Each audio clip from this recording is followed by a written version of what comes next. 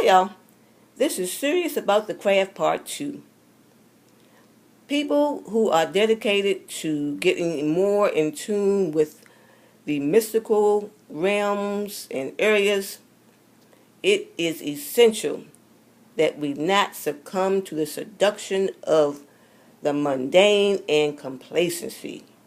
This is, like the minister says in the group that I'm in on Facebook, this is a lifestyle. And if you want the best from it, you must put your best in it. And it is well worth all of the sacrifices and efforts and executions. Woo! Yes, indeed, people. It's a price to pay, but I tell you, it is absolutely rewarding beyond comprehension. And there's some folks who live in households where they can't really liberally practice without disturbing the mindsets and heart sets of others in their living quarters. So, I would like to say that there's some subtle ways that you can practice your craft without disrupting what's going on with your family members and loved ones who don't subscribe to our mystical subscriptions. One thing you can do is use color. Colors have significance in the spiritual arena. Of course, we know black is a famous color that people in the occult tend to embrace. But also, you can use the other colors of the rainbow spectrum. Depending on what's going on any given days, you can just break out the colors like red for passion and fire and feistiness and boldness. Yes. And then you can break out the yellow for just the hope and the promise and the inspiration and the encouragement. And then the orange. I mean, you can just go down the color line and make statements and impacts. And some folks who don't know any better will be not even any wiser about why you have put on this, that, or the other color on certain days of the week. And whatever mood you're in, put that color in rotation, and it will help you to be empowered for what you're doing, where you're going, and who you're engaging with. Yes, colors, they have magical powers, people. And don't let people dampen your enthusiasm. Keep it no matter what's going on.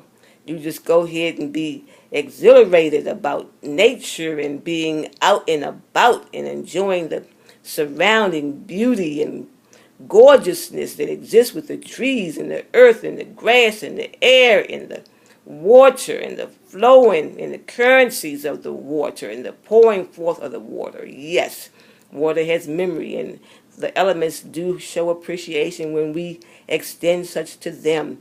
Get more involved with the elements and your ancestral roots and so forth, and you can get the help that you need for everything. I don't give a damn what's going on. There is help available to deal with it effectively with victorious results.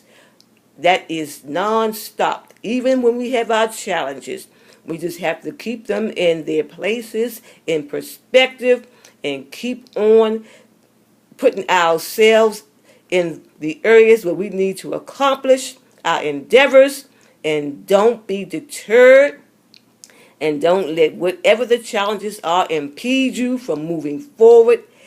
Despite whatever comes your way, you can get it done, and the help is available if you know how to administer what is needed to get it to generate on your behalf and on behalf of the well-being of the universe, helping others en route to your own destinations and so forth.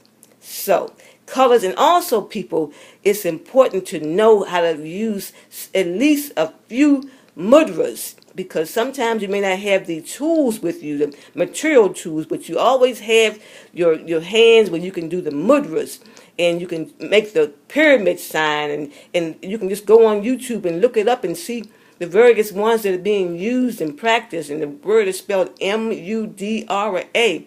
I find them quite beneficial and helpful.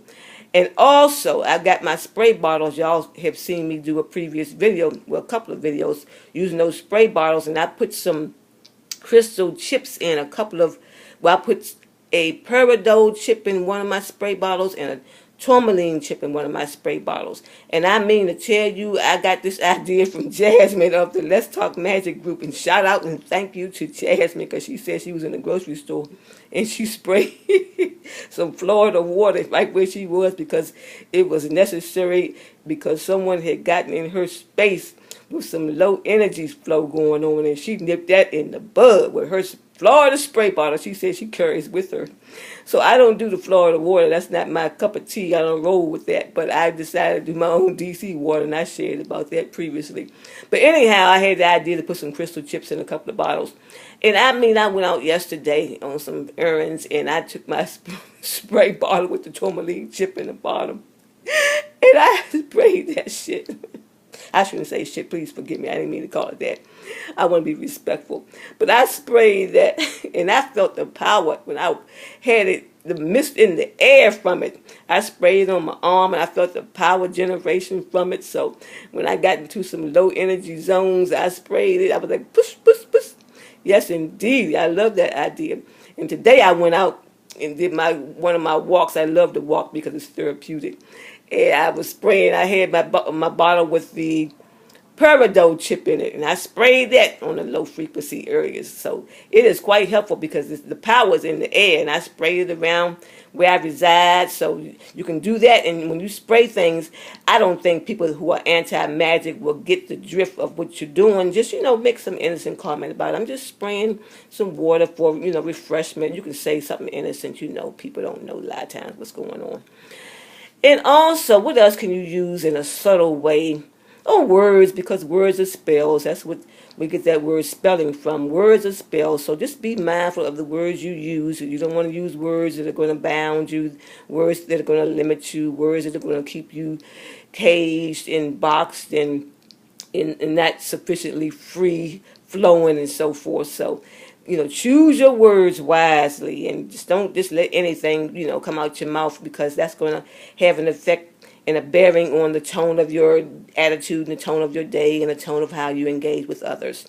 So just, know that, no matter where you live, what kind of circumstances or surroundings, there is a way to get your craft practice. Don't be discouraged or disappointed.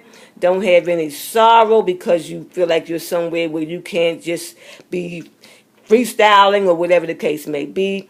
You can use spices, and you can use innocent kitchen materials. You can use dirt from out the street, seashells, and a lot of people, don't have to know that you use those seashells for magical practices. You can use music, put your earplugs in, and sometimes I play the Indian drum music because I get off on the Indian drums and the power and the impact and the passion that's included in listening to that kind of music. And I do instrumental music, and I've also just adapted sitting in utter darkness. Ooh, that is an experience that I recommend to anyone, at least for 10 minutes. Just sit in utter darkness with your eyes open, and I mean to tell you, there is something going on in doing that situational practice on the regular.